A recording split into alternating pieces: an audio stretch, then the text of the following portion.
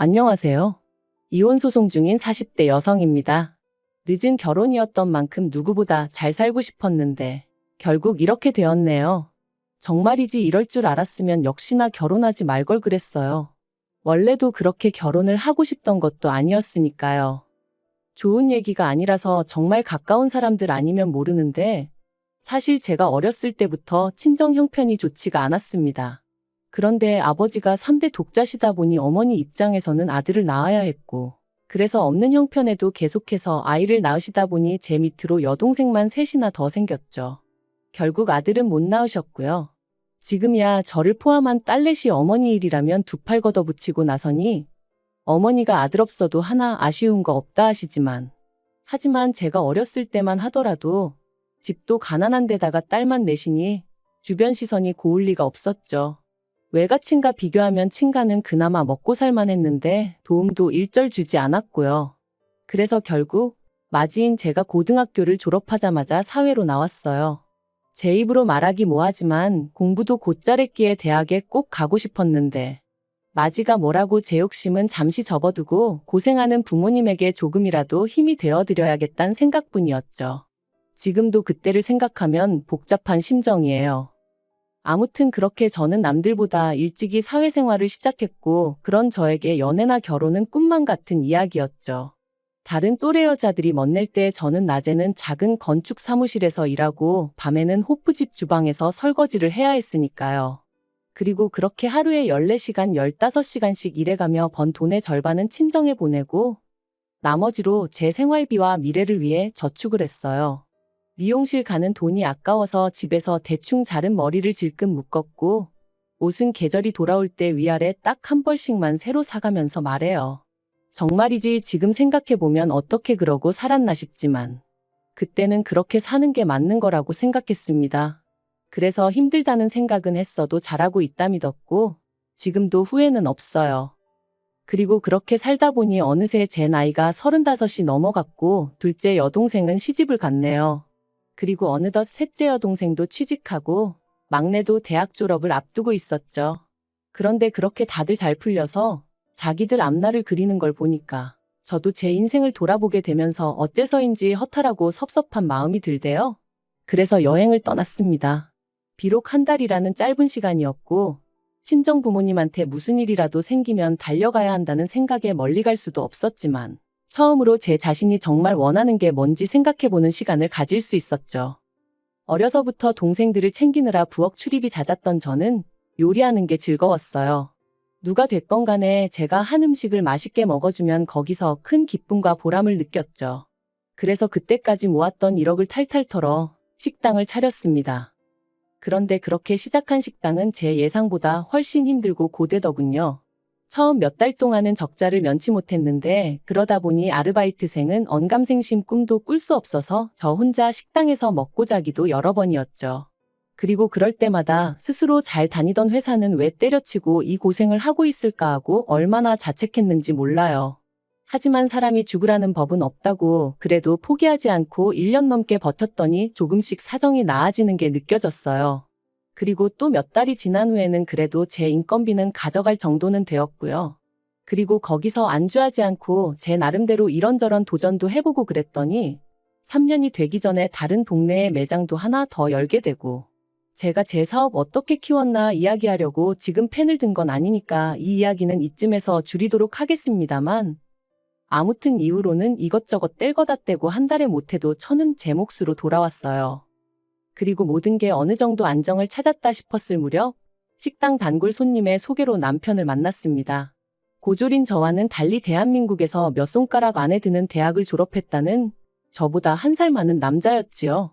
듣기로는 공무원이 되기 전에는 아버지 사업을 도왔었다고 했고요. 그래서 저는 남편이 저한테 과분하다고 생각했어요. 하지만 어째서인지 남편은 제가 마음에 든다며 어찌나 적극적으로 다가오던지 처음엔 얼떨떨 하더라니까요. 아무튼 소개받고 한 달 만에 본격적으로 연애를 시작했습니다. 내 인생에 사랑이니 뭐니 그런 건 없을 줄 알았는데 마치 드라마의 여주인공이라돈 된 것 같은 기분이었죠. 남편은 저는 처음부터 결혼을 전제로 교제했고 그래서인지 저희의 관계는 급속도로 빠르게 발전하였습니다. 사귄 지 반년이 넘어갔을 땐 이미 진지한 사이가 되어 있고요. 그런데 그렇게 관계가 진전되고 나서야 어이없게도 남편의 거짓말을 알게 되었어요. 일단 좋은 대학을 나왔다곤 하지만 그게 서울이 아닌 지방에 있는 분교 캠퍼스였다는 것과 도왔다는 아버님 사업은 실은 아버님이 운영하시는 떡집에서 자비를 거두는 수준이었다는 걸요. 비록 저는 대학 문턱조차 밟아본 적이 없었지만 그렇다고 해도 어째서인지 남편의 학벌 때문에 내내 주눅이 들어있던 제 자신을 생각하니 어이가 없었고 떡집을 사업이라고 포장한 것 또한 아무리 직업에 귀천이 없다지만 저뿐만 아니라 사람들이 오해하게끔 내버려뒀다는 점이 무척 실망스러웠네요. 하지만 이미 남편에게는 제 모든 것을 줘버린 상황이었기에 이별을 생각하진 못했습니다. 오히려 차라리 어떻게든 남편을 이해하려고 했지요. 그래야만 제 자신의 선택을 합리화할 수 있었으니까요. 이후로 저희는 반년을 더 만났고 이내 부부의 연을 맺었습니다. 상견례 자리에서 어머님 아버님이 우리가 도움을 받을 나이지 도움을 줄 나이냐 하시며 경제적 지원은 어렵다 하셨는데 그건 저희 친정부모님 사정도 마찬가지였으니 크게 개의치는 않았어요. 줄곧 남편이 전세 보증금 정도는 있다고 했고 저도 제 나름대로 모아둔 돈이 있었으니까 별 걱정이 없기도 했고요. 그런데 청첩장까지 나오고 나서야 남편이 자기가 보기엔 저 혼자 살고 있는 아파트도 둘이 살기엔 충분한데 굳이 이사를 갈 필요가 있겠냐는 거예요. 그러면서 자기 돈은 뒀다가 나중에 아이가 생기면 그때 꺼냈으면 되지 않겠냐는데 그땐 어째서인지 아주 틀린 말은 아니다 싶었습니다. 사실 결혼 준비한다고 해서 식당을 누구한테 따로 맡길 수도 없는 상황이었는데 이사까지 하려니까 여러 가지로 정신이 없었거든요. 그러니 지금 생각해보면 당시 저도 모르게 판단력이 흐려져서 좀 더 편한 쪽으로 결정을 내렸던 모양이에요. 그래서 결국 나중에서야 따지고 보니까 남편은 거의 빈손으로 저와 결혼을 했습니다. 하지만 평생을 함께할 사람이라고 생각했기에 크게 신경 쓰지 않으려고 했어요. 처음부터 제가 남편에게 바란 건 남편 역할 잘해주고 아이가 생기거든 아빠 역할 잘해주고 그리고 제가 시댁에 하는 만큼 저희 친정에 마음을 써줬으면 하는 것뿐이었으니까요. 그런데 결혼한 지 1년 만에 남편이 생각지도 못한 이야기를 꺼냈습니다.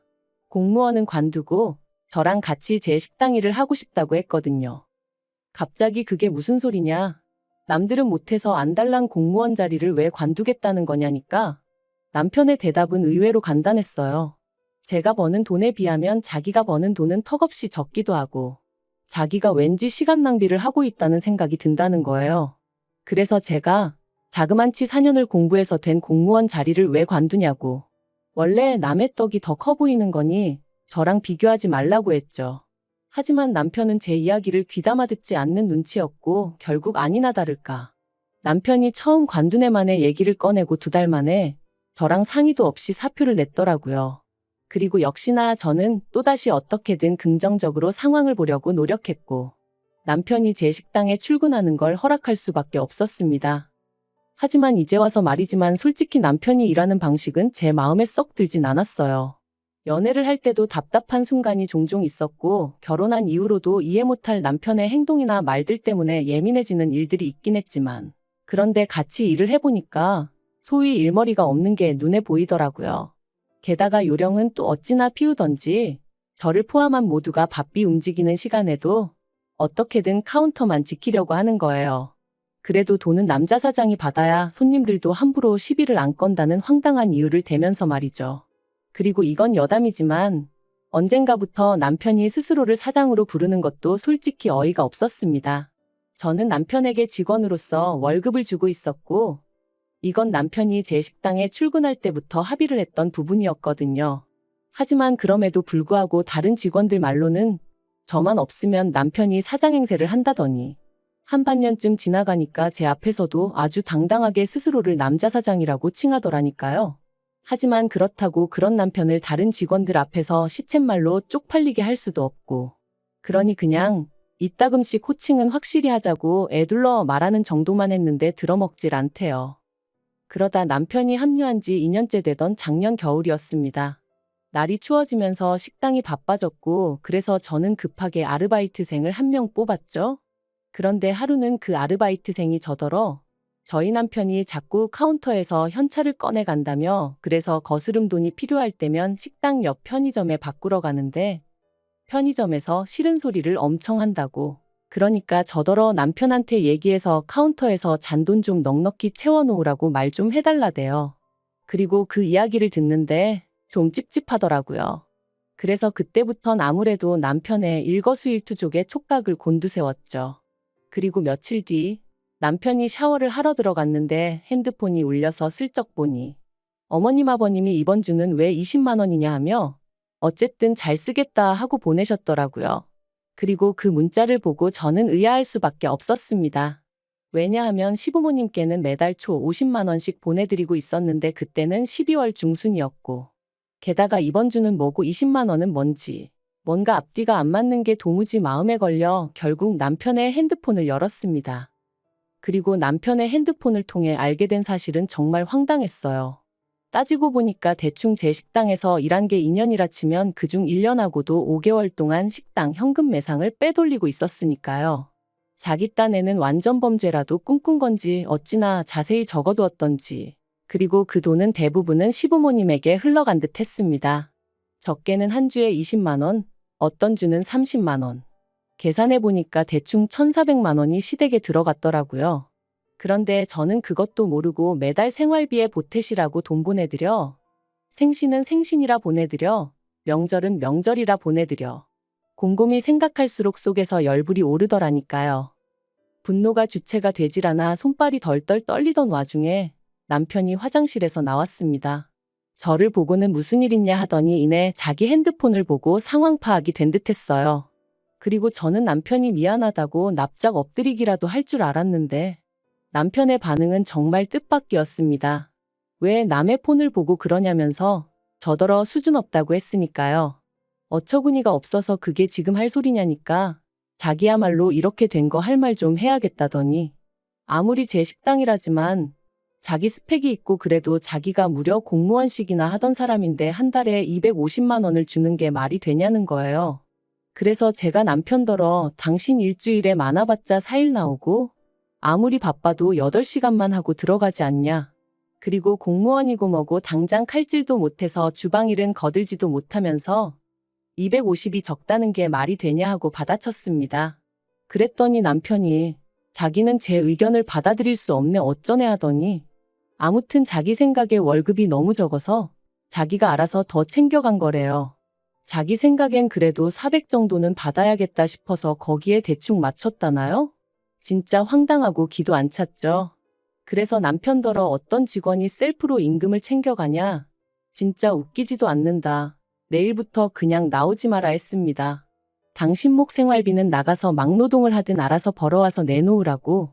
내일부턴 아주 칼같이 따져가며 살자는 말과 함께요. 그랬더니 적반하장도 유분수지.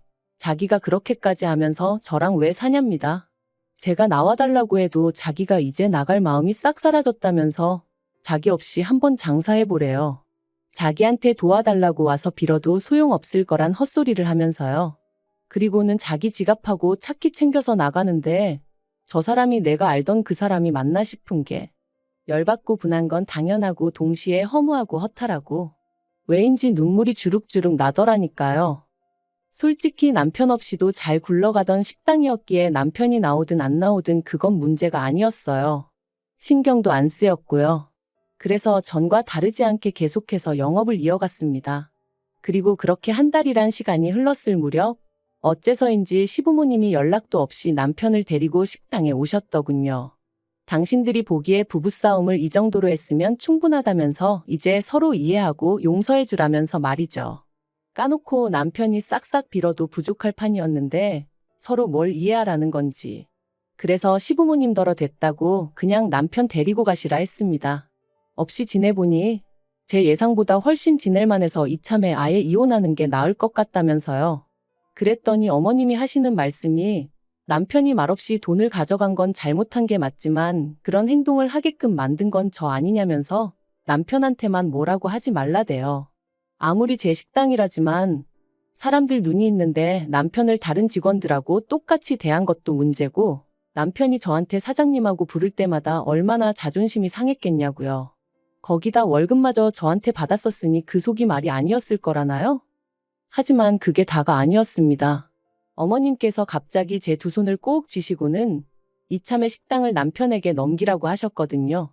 그리고 저는 가끔씩 나와서 일 도와주는 정도로만 하고 앞으로는 집에서 남편이 가져다 주는 돈 받아 쓰면서 조신하게 여자로서 진정한 행복을 누려보래요. 자고로 여자는 남자 그늘 아래 있을 때가 제일 편하고 행복한 법이라면서 제가 그걸 모르니 이렇게 부부간의 싸움이 날 수밖에 없는 거라고요. 그러니까 한마디로 제 식당을 남편에게 통째로 공짜로 넘겨라. 말도 안 되는 소리잖아요? 그래서 어머님더러 꿈 깨시라 했습니다. 남편한테도 김칫국 그만 마시고 네 부모님 모시고 나가라고 했고요. 그리고 결국 남편하고는 이혼 소송을 시작했습니다. 협의 이혼으로 조용히 끝내고 싶었지만 남편이 제 식당을 위자료로 달라고 했거든요. 그래서 이 인간은 곱게 말이 통할 리가 없겠구나 싶어서 가게 돈 횡령한 거 민사 걸고 이혼 소송은 이혼 소송대로 시작하게 되었죠. 앞으로 짧으면 1년 길게는 3년까지도 걸릴 거라는 변호사의 말이 절망적이었지만 그래도 포기하지 않을 겁니다. 그간 알게 모르게 뜯긴 돈이 얼만데 더는 이런 한 푼 뺏길 수는 없으니까요. 그렇게 사내 노릇 남편 대접 받고 싶었으면 평소에 똑바로 행동했어야지.